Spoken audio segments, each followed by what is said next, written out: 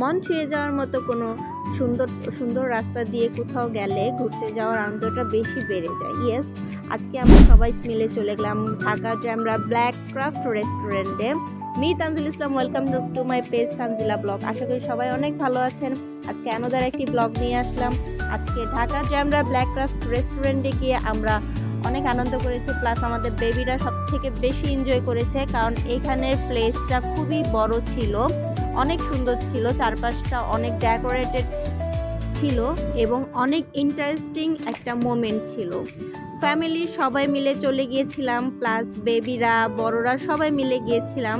যেহেতু ঈদ সিজনে black craft restaurant অনেক ধামাকা প্যাকেজ এবং অফার দিচ্ছিল, সেহেতু সবাই লেট না করে সবাই মিলে এই গরমের মধ্যে প্ল্যানিং করে চলে গিয়েছিলাম। যেহেতু অনেক গরম ছিল, বাচ্চারা খুবই টায়ার্ড হয়ে গিয়েছিল এখানে এসে, কারণ দুপুরবেলা গিয়েছিলাম, খুবই রৌদ্র ছিল।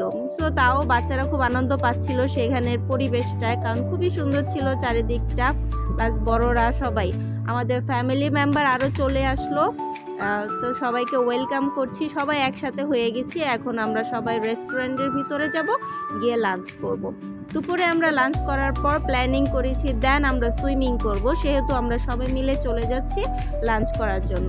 রেস্টুরেন্টের ভিতরটাও খুবই সুন্দর ছিল, খুবই মনোমুগ্ধকর পরিবেশ ছিল চারিদিকটা।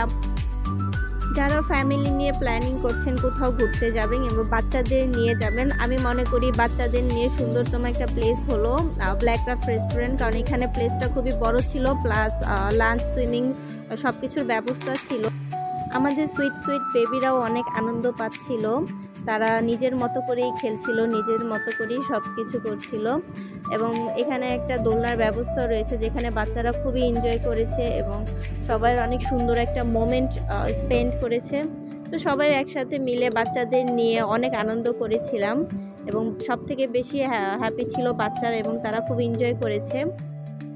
দেখতে অর্ডার করার পর আমাদের লাঞ্চও চলে আসলো। এখানে প্যাকেজ অনুযায়ী লাঞ্চ ছিল এবং প্যাকেজ অনুযায়ী সুইমিং ব্যবস্থাও ছিল, যেখানে আপনার কোলের বাচ্চা থেকে সকল বেবিদের জন্য সুইমিং ফি পেমেন্ট করে নিতে হয়।